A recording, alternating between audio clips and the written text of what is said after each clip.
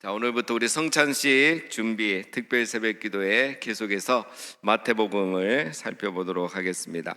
자, 오늘부터는 이제 장소가 조금 바뀝니다. 겟세마네 동산에서 대제사장 가야바의 관저로 이제 장소가 이렇게 바뀌었습니다.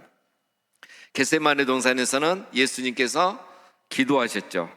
자기의 죽음을 준비하며 기도하셨고, 그리고 그 겟세마네 동산에서 유다는 큰 무리를 데리고 와서 예수님을 그들에게 팔아 넘겼습니다. 그곳이 바로 겟세마네 동산이고, 오늘 이제 예수님이 첫 번째 재판을 받는 것은 대제사장 가야바의 관저입니다. 여러분, 유다는 자기 욕심을 이루기 위해서 예수님을 팔아 넘겼고, 베드로는 칼로 저항하다가 끝내 예수님을 버리고 도망갔고, 제자들도 예수님을 다 버리고 도망갔다. 이렇게 어제 우리가 여기까지 살펴봤습니다. 자, 그들은, 이 큰 무리는 그래서 큰 저항 없이 예수님을 쉽게 체포할 수 있었습니다. 이렇게 쉽게 체포할 줄 알았으면 큰 무리, 많은 사람, 많은 병사들을 데려올 이유도 없었고, 칼과 몽치를 가지고 올 필요도 없었고, 그리고 야밤에 이렇게 급습할 필요도 없었습니다. 이들은 몰랐던 거죠. 예수님은 그들에게 잡히신 게 아니라 하나님의 뜻을 이루시기 위해서 스스로를 그들에게 넘겨주신 겁니다. 이렇게 해서 그들은 이제 예수님을 쉽게 체포를 한 거죠. 그리고 이제 재판하기 위해서 대제사장에게로 끌고 갑니다. 57절에 예수를 잡은 자들이 그를 끌고 대제사장 가야바에게로 가니 거기 서기관과 장로들이 모여 있더라. 자, 예수님을 끌고 어디로 갔습니까? 대제사장 가야바의 관저로 간 겁니다. 가니까 이제 거기에 서기관과 장로들 있죠. 다 재판하기 위해서 모인 겁니다. 지금은 여러분 겟세마네 동산에서 기도하다가 유다가 와서 잡혀갔기 때문에 한밤중이에요. 깊은 밤입니다. 자, 그런데 이 밤에 재판을 하기 위해서 예수님을 잡아갔다? 뭔가 이상하죠. 밤에는 원래 재판을 할 수가 없습니다. 요즘도 그렇잖아요. 야밤에 재판이 열리는 경우가 없죠, 여러분. 이것은 그러니까 공식 재판이 아니라는 거예요. 더구나 예수님을 지금 죽이려고, 사형에 처하려고 이 재판을 여는데, 사형에 처할 정도로 이 중대한 재판을 이 야밤에 한다? 이거는 말이 안 되는 거죠. 그래서 이렇게 밤에 체포하자마자 바로 재판을 한다는 것은 이게 불법 재판이라는 걸 말합니다. 그래서 이 불법 재판은 항상 속전속결로 끝내는 게 좋죠. 그래서 이 야밤에 하고 있는 것입니다. 이게 다 그들의 계략이에요. 예수님을 처형하기 위한 계략입니다. 자, 오늘은 이 불법 재판이 어떻게 진행되는지, 또 우리 예수님은 그 가운데서 어떻게 하셨는지를 우리가 살펴보겠습니다. 자, 먼저 이제 오늘 장면은 예수님이 안에서 재판을 받는 동안 베드로의 모습이 먼저 나옵니다. 자, 베드로가 밖에 있었어요. 58절에 베드로가 멀찍이 예수를 따라 대제사장 집 뜰에까지 가서 그 결말을 보려고 안에 들어가 하인들과 함께 앉아 있더라. 베드로가 어제 어땠습니까? 칼로 저항했죠. 아주 당당했던 사람이 다른 제자들과 함께 도망갔습니다. 예수님을 버리고. 근데 다른 사람들은 다 집으로 어디론가 가버렸는데, 그나마 베드로는 의리가 있는 것 같아요. 예수님을 따라온 거예요. 몰래 뒤에서 쫓아왔던 거예요. 끝까지 예수님을 지키지 못한 베드로는 죄책감이 있었는지 어쨌는지 저 멀찍이 예수를 따라갔다, 이렇게 되어 있어요. 그래서 예수님이 이 관저 안에서 재판을 받는 동안 베드로는 이 관저 뜰 바깥 마당 쪽에서 멀찍이 지켜보고 있었던 겁니다. 자, 그런데 오늘 이 단어가 뭡니까? 중요한 게 베드로가 멀찍이 따라가서, 저 멀찍이 떨어져서 예수님을 지켜보고 있는 거예요. 아니, 베드로가 이러면 됩니까? 어제 장면 보면 베드로 아주 당당했잖아요. 칼은 왜 들고 다녔는지 모르겠지만 갑자기 칼을 꺼내서 위협만 한 것도 아니고 대제사장 종의 길을 베어버렸단 말이에요. 그런 용감하고 아주 패기 있던 베드로가, 아니, 여기까지 따라왔으면 그래도 관저 안에 들어가서 예수님을 데리고 몰래 나오든지, 아니면 가서 항변하든지, 우리 예수님 죄가 없는데 왜 잡아가냐고 이래야 되는데 그냥 멀찍이서 지켜보고 있는 겁니다. 그러니까 이게 뭘 말하냐면 베드로가 예수님을 구하기 위해서 온 게 아니라는 거예요. 멀찍이 예수님을 변호해 주기 위해서 온 게 아니에요. 그럼 안에 들어갔겠죠. 근데 멀찍이 있는 거예요. 뭐죠? 베드로는 그 결말을 보려고 멀찍이 따라가고 있었던 거예요. 뭘 말합니까? 재판에서 이기면 예수님을 따라가고, 이 재판에서 지면 빨리 도주할 수 있는 적당한 거리가 멀찍이입니다. 이기면 예수님 편이고, 지면은 유죄가 선고되면 모른 척하고 도망갈 그 거리가 멀찍이였는 거예요. 이러한 애매한 태도는 결국 나중에 어떻게 됩니까? 베드로가 예수님을 3번이나 부인하게 되죠. 자, 여러분, 애매한 신앙, 멀찍이 신앙은 결국 예수님을 부인하게 되어 있는 것입니다. 신앙생활은 멀찍이가 아니라 가까이서 따라가야 하는 것입니다. 어쨌든 예수님을 가까이 가야 돼요. 예수님과 가까이 해야 돼요. 그래서 여러분, 우리가 이렇게 특세도 하는 겁니다. 우리가 주일 예배 한 번 드리고 일주일 동안 멀찍이 떨어져서 예수님 따라가는 사람 위험합니다. 언젠가는 시험에 듭니다. 그래서 우리가 금요기도에도 하여서 예수님께 더 가까이 가고 가까이 따라가고, 이렇게 또 성찬식 준비를 위해서 특세도 하면서 가까이 따라가는 거예요. 이게 그냥 하는 게 아닙니다. 멀찍이 따라가는 신앙은 언젠가 부인하게 돼 있어요. 항상 가까이 따라가고 예수님을 따라야 됩니다. 함께 기도하고 깨어 기도하고 일어나 함께 가는 것, 그것이 바로 참된 신앙이고 자기 신앙을 지킬 수 있는 것입니다. 그래서 예수님이 나와 함께 기도하자고 데려가시고 일어나 나와 함께 가져가신 겁니다. 베드로가 이렇게 멀찍이 떨어져서 있는 동안에 예수님이 재판을 받습니다. 59절, 대제사장들과 온 공회가 예수를 죽이려고 그를 칠 거짓 증거를 찾으매 거짓 증인이 많이 왔으나 얻지 못하니. 대제사장들은 예수님을 죽이려고 거짓 증거를 찾고 있습니다. 근데 재밌죠, 여러분? 거짓 증인들이 많이 왔어요. 그러면 증거가 많잖아요. 근데 증거로 채택할 만한 걸 얻지 못했다는 거예요. 왜 얻지 못했을까요? 거짓 증거들이 너무 많으니까 이 거짓 증거는 일치가 안 되잖아요. 거짓 증거가 많으니까 이게 일치가 안 돼요. 증거가 진짜하고 하나잖아요, 증거가. 그러면 다 일치하게 되는데 다 말을 만들어내고 거짓말하니까 일치가 안 됩니다.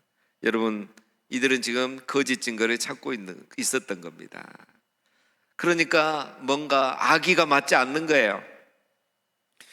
대제사장들은 거짓 증거를 찾고 있고 거짓 증인들은 거짓 증거를 말하고 있는데 예수님의 사형 선고를 내릴 만한, 판결을 할 만한 증거가 나오지가 않는 거예요.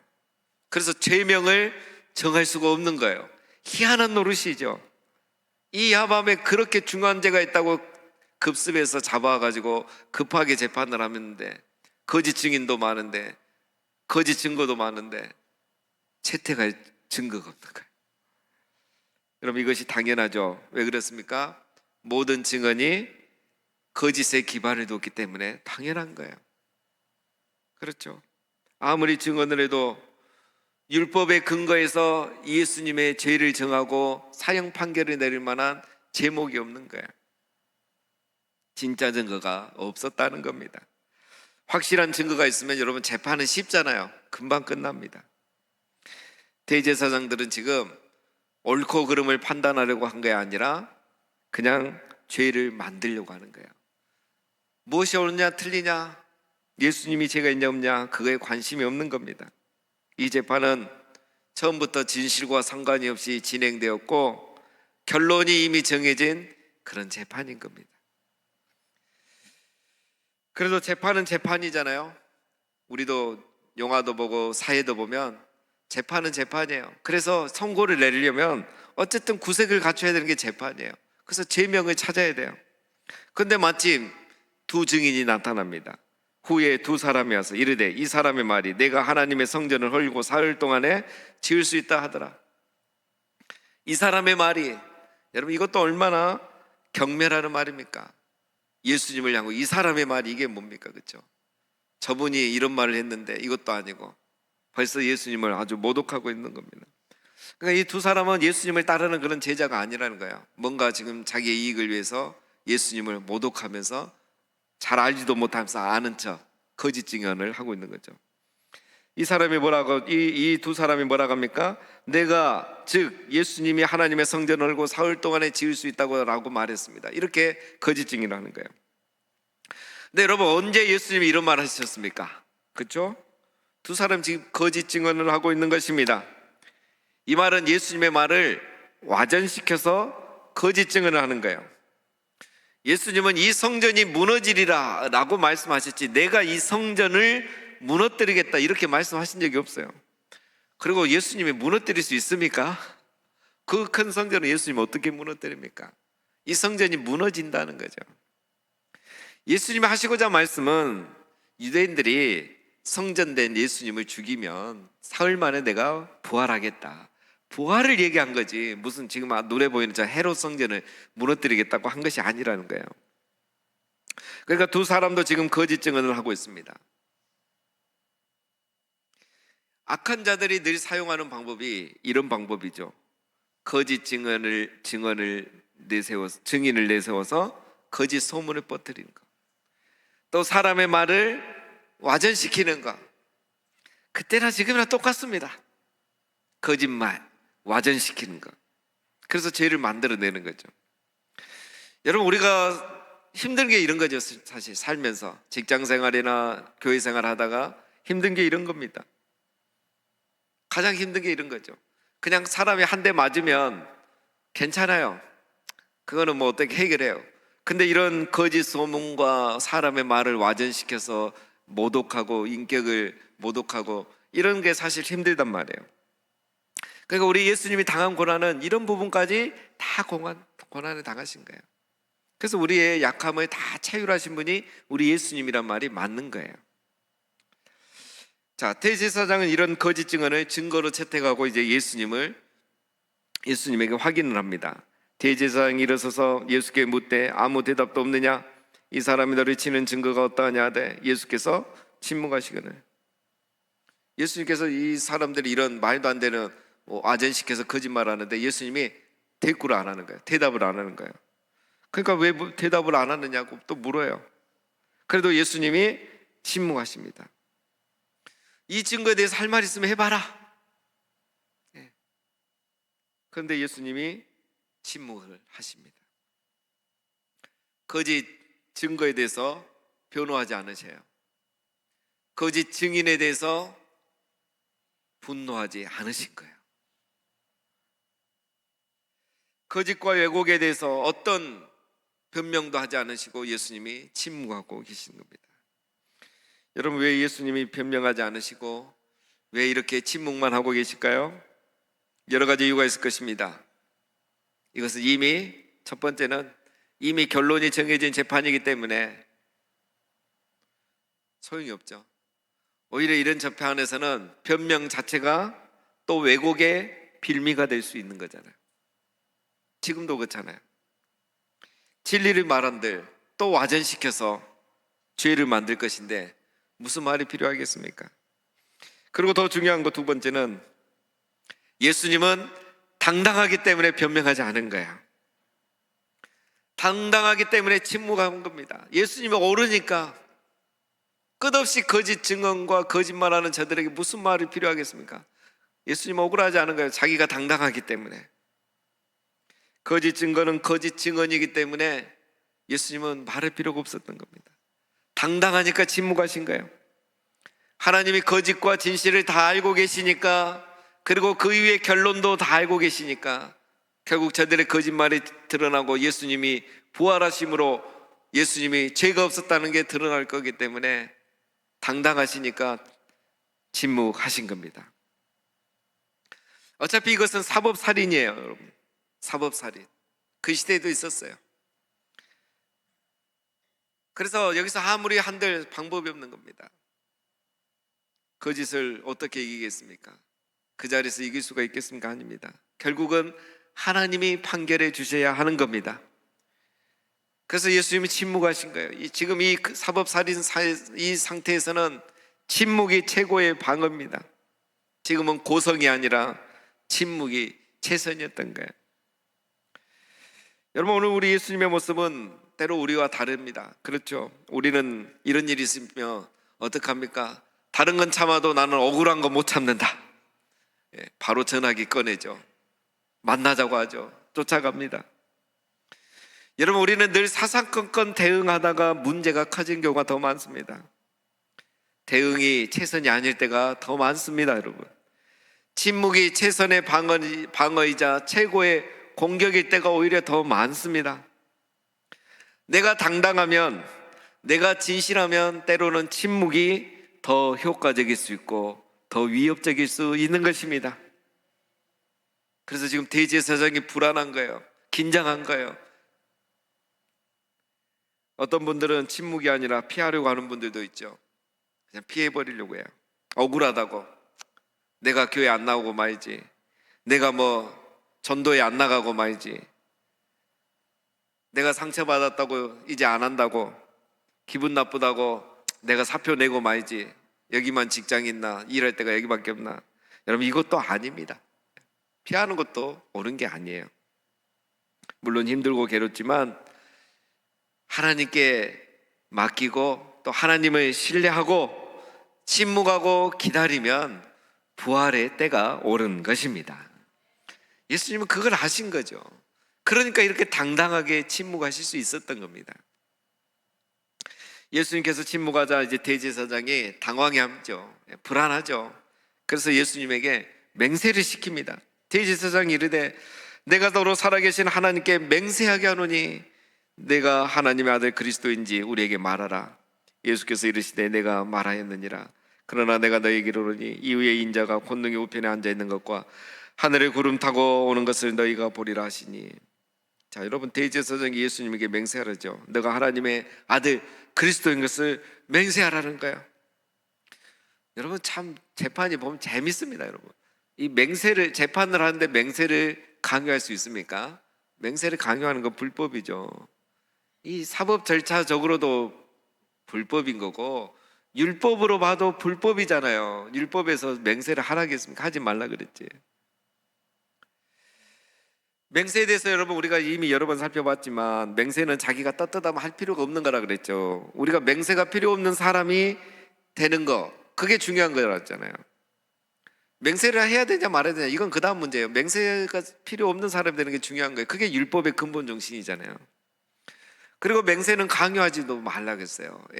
맹세를 할 필요도 없고 또 강요할 필요도 없는 겁니다. 그렇죠? 증거가 확실하면 맹세를 강요할 필요가 있습니까? 아니잖아요. 증거가 거짓말이니까 맹세를 강요하는 거예요. 대제사장은 지금 이런 어리석은 방법을 씁니다. 그래서 예수님이 맹세를 하지 않습니다. 내가 말하였느니라. 이 말은 내가 정지하려고 이미 단정 지어놓고 왜 나한테 묻느냐, 왜 맹세를 강요하느냐, 네가 지금 거짓말하고 그런 식으로 말하면서 나에게 왜 이런 식으로 강요하느냐 라고 말하면서 예수님 맹세를 거절하고 반문하시는 겁니다. 이게. 그리고 오해를 불식시키기 위해서 중요한 말씀하시죠. 이제 예수님의 정체성을 이야기합니다. 이후에 인자가 권능의 우편에 앉아있는 것과 하늘 구름을 타고 오는 것을 너희가 보리라. 다니엘서에 나온 말씀입니다. 이 말은 예수님이 장차 세상을 심판으로 오실 메시아, 인자라는 그 예언이에요. 쉽게 말해 이 말입니다. 너희가 내가 하나님의 아들 그리스도라고 그 정도 헛소리하고 다닌다고 생각하는데 아니야, 나는 내가 하나님의 아들 그리스도라고 이런 헛소리하는 정도가 아니고 나는 장차 다니엘이 예언했던 것처럼 세상을 심판으로 하러 올 메시아, 인자야. 나는 이 세상을 심판할, 하나님의 모든 고난을 이임받아서 세상을 심판할 사람이야. 예수님의 아주 핵심을 얘기해 버리는 거예요. 근데 이거는 여러분, 유대인들이 들었을 때 더 기분 나쁜 말이에요. 그냥 내가 그리스도다 이러면 정신 나간 소리 하고 있다 이렇게 하면 되는데, 내가 하나님의 고난을 임받아서 세상을 심판으로 다시 재림할 이 땅에 올 메시아다, 이거는 차원이 다른 얘기예요. 더 기분 나쁜 말입니다. 심각한 죄가 될 수 있는 거. 근데 예수님이 이 말을 하시는 거죠. 이거에는 침묵을 안 하셨어요. 또 이거 한번 이런 말 하면 더 큰 죄가 되는데 발언을 하십니다. 위험한 발언을 하세요.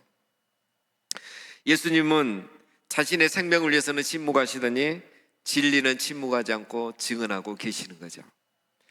여러분, 예수님은 지금 자기를 변호하거나 항변하고 있는 것이 아닙니다. 자기의 무죄를 지금 주장하고 있는 것이 아니에요. 항소하고 있는 것이 아니에요. 예수님은 지금 분명히 말하고 있는 것이에요. 나는 너희가 생각하는 것처럼 이 재판이 희생양이 아니야. 나는 인류를 구하러 온 하나님의 어린 양이라고 선포하고 있는 겁니다. 나는 억울한 죄인이 아니고, 너희가 생각하는 그런 억울한 죄인이 아니고, 나는 하나님의 어린 양이야. 그래서 나는 장차 이 세상을 심판하기 위해서 다시 올 것이고, 그때는 너희가 심판을 받을 것이야. 지금은 내가 재판받고 있지만 그때는 너희가 심판을 받을 것이야. 예수님의 정체성을 얘기하면서 엄청난 경고를 하고 있는 거예요.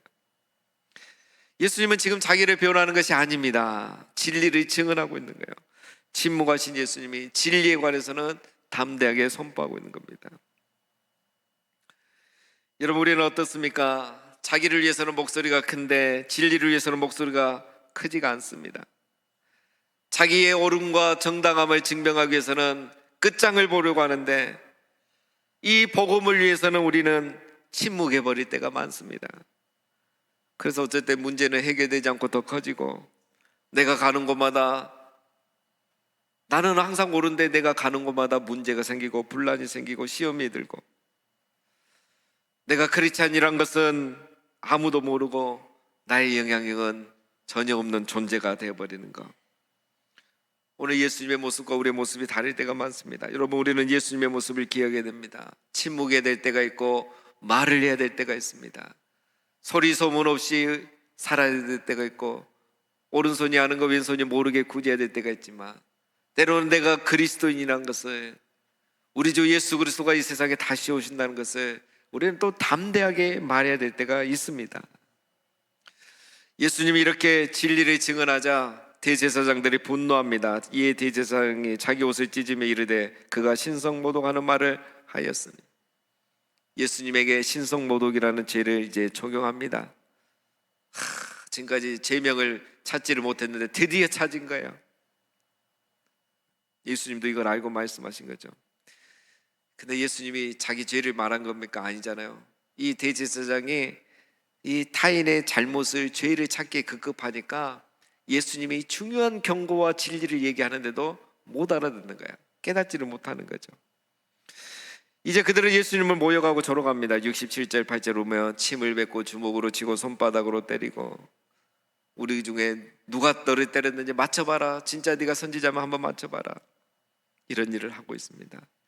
예수님이 메시아라고 말했는데, 장차 세상을 심판하실 분이라고 말했는데, 그들은 예수님을 모욕하고 조롱하고 있는 것입니다. 예수님은 하나님이신데 심판하실 분인데 세상에 지금 이런 모욕과 조롱을 당하고 계시는 겁니다. 그런데 우리 예수님은 또 여기서는 침묵하십니다. 이런 모욕과 조롱을 당하는데 또 침묵하십니다. 여러분, 이사야는 이런 예수님의 모습을 이미 봤습니다. 이사야 53장에 그가 곤욕을 당하여 괴로울 때도 그가 그의 입을 열지 아니하였으며, 마치 도수장으로 끌려가는 어린 양과 털 깎는 자 앞에서 잠잠한 양같이 그의 입을 열지 아니하였도다. 도수장으로 끌려가는 어린 양처럼, 털 깎는 자 앞에 잠잠한 양처럼, 십자가로 가시는 하나님의 어린 양 예수님도 잠잠하고 침묵만 하고 계셨습니다. 여러분, 오늘 우리는 희한한 장면을 보게 됩니다. 그렇죠? 대제사장들의 모습을 보십시오. 신성모독죄로 예수님을 사형 선고를 했습니다. 율법을 지키려고 율법을 어기고 있어요. 신성모독죄, 이에 이 죄를 적용합니까? 여호와의 이름을 망령되이 일컫지 말라, 이 중요한 십계명을 예수님이 어긴 거예요. 그래서 사형을 선고를 내린 겁니다. 그런데 보세요, 율법을 지키기 위해서 그들이 사형 선고를 냈는데 거짓 증언하지 말라는 율법을 그들이 어기고 있는 거예요. 율법을 어기면서 율법을 지키는 겁니다. 여러분, 이것이 하나님 앞에 무슨 의미가 있겠습니까? 이게 얼마나 정당성이 있겠습니까? 근데 우리도 이런 경우가 많습니다. 여러분, 율법을 어기는 경우가 있어요. 사람들에게 율법을 지키지 않냐고, 왜 말씀대로 살지 않냐고 하면서 우리는 한 사람을 사랑하지 못할 때가 많습니다. 여러분, 율법은 곧 긍휼이고 사랑입니다. 내가 사랑하지 않고 하는 모든 것들은 결국 율법을 어기는 것이 되는 겁니다. 예수님 어떻습니까? 예수님은 구름 타시고 오실 메시아이고 심판하실 분인데 자기에 대해서는 침묵하시고 진리에 대해서는 증언하셨습니다. 사랑하는 여러분, 오늘 예수님의 침묵은 포기가 아니라 신뢰입니다. 자기를 포기한 게 아니라 하나님을 향한 신뢰예요. 그래서 예수님은 담대했고 당당했던 것입니다. 두려움이 없었고 겁먹음이 없었던 것입니다. 그리고 예수님의 침묵은 마지막으로 저들을 향한 긍휼과 사랑이었습니다. 그래서 예수님은 자기가 심판하실 분이라는 것을 알고 지금이라도 회개하고 나중이라도 돌이키라고 마지막에 이 진리를 증언하셨던 겁니다. 자기를 변호하셨던 게 아니고. 그래서 예수님이 나중에 마지막에 십자가에서 저들의 죄를 용서해 주옵소서라고 기도했잖아요. 그걸 보면 우리가 예수님이 왜 이 말을 했는지를 알 수가 있는 겁니다. 사랑하는 여러분, 말씀을 맺습니다. 우리도 살아가면서 억울한 일 당할 때도 많고 또 오해받을 일도 많습니다. 근데 그런 일이 세상에서 직장에서만 있는 게 아니라 또 교회 안에서도 더 많습니다. 사랑하는 여러분, 오늘 우리 예수님의 모습을 기억하시기를 바랍니다. 침묵해야 될 때가 있고 증언해야 될 때가 있는 것입니다.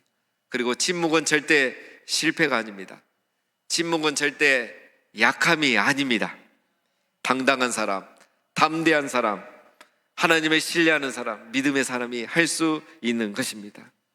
침묵하고 기도하고 하나님을 신뢰하고 오늘도 끝까지 우리 예수님처럼 주어진 사명의 길을 묵묵히 가시는 우리 모두가 되시기를 주님의 이름으로 축원드립니다.